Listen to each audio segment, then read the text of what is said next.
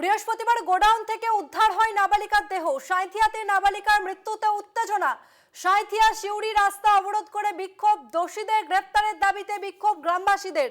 নাবালিকার মৃত্যুর কারণ জানতে এখনো পর্যন্ত তদন্ত জারি রয়েছে। রীতিমতো উত্তপ্ত এলাকার টায়ার জ্বালিয়ে বিক্ষোভ, দেখতে পাচ্ছেন সেই ছবি। এখন কি পরিস্থিতি ঘটনাস্থল থেকে সরাসরি রয়েছে আমাদের প্রতিনিধি চন্দন কর্মকার। চন্দন, ঠিক কি ছবি ধরা পড়ছে? দেখো তাসমিনা, যেটা তোমাকে জানিয়ে রাখবো, সাঁইথিয়ার যে এক মার্বেল ব্যবসায়ী, তার বাড়ির যে গোডাউন আছে, সেই গোডাউন থেকে কিন্তু এক নাবালিকার মৃতদেহ উদ্ধার হয়।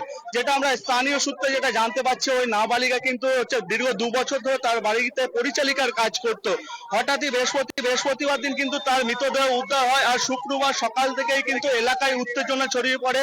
স্থানীয় মানুষজনরা প্রচুর ভিড় করে। তাদের একটাই দাবি যে এই নাবালিকাকে খুন করা হয়েছে এবং খুনের সাথে কি আরো কোনো ঘটনা ঘটেছিল কিনা, এই দাবিতে কিন্তু শিউরি সাঁইথিয়া যে রাস্তা আছে, সেই রাস্তা কিন্তু অবরোধ করে স্থানীয় বাসিন্দারা।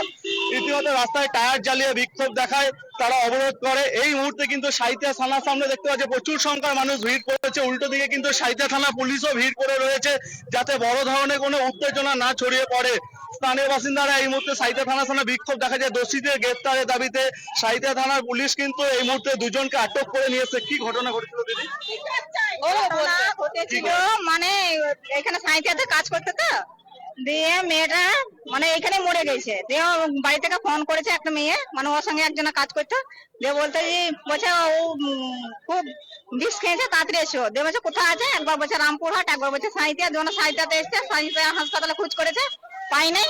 তারপরে আবার ওদেরই মালুক হয়তো একটা টোটো করে দিয়েছে, নিয়ে দেখছে ওই গোডাউনে ভরা আছে। ইয়ে কোথায় মদনপুরে গোডাউনে ভরা আছে। যে গোডাউন থেকে এবার ও গেছে, যে দেখছে আমাদেরই লাশ। যে বলছে কান্দাকাটি করো না, তোমরা কান্দাকাটি করো না।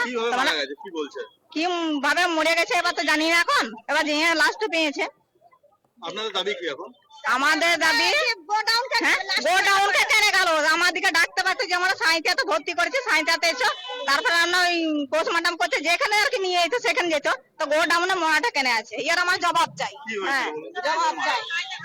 ওইটাই আমার জবাব চাই যে গোডাউনে কেনে যাবে। ও যে আমাদের গ্রামের মেয়ে কাজ করতে নিয়ে এসেছিল, আর গ্রামের মেয়েটা বেরিয়েছে না কেন?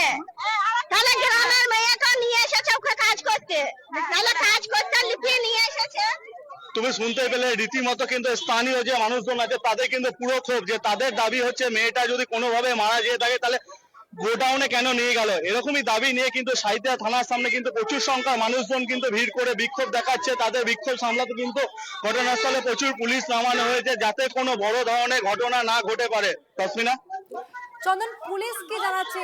ইতিমধ্যে ময়না তদন্তের জন্য কি দেহ নিয়ে যাওয়া হয়েছে, কি জানতে পারছো চন্দন?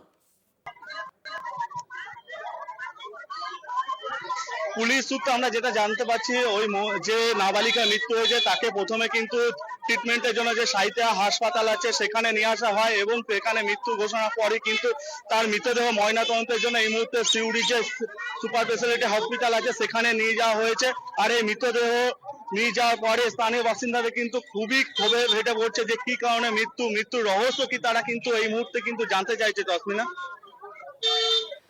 ধন্যবাদ চন্দন।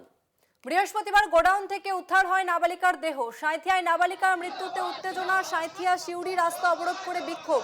দোষীদের গ্রেপ্তারের দাবিতে বিক্ষোভ গ্রামবাসীদের। নাবালিকার মৃত্যুর কারণ জানতে তদন্ত জারি। ইতিমধ্যে ঘটনাস্থলে বিশাল পুলিশ বাহিনী উপস্থিত রয়েছে।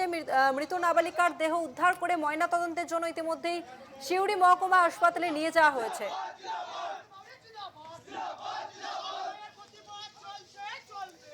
তবে নাবালিকার দেহ গোডাউনে কিভাবে এলো, এই প্রশ্নের উত্তর জানতে চাইছেন গ্রামবাসীরা।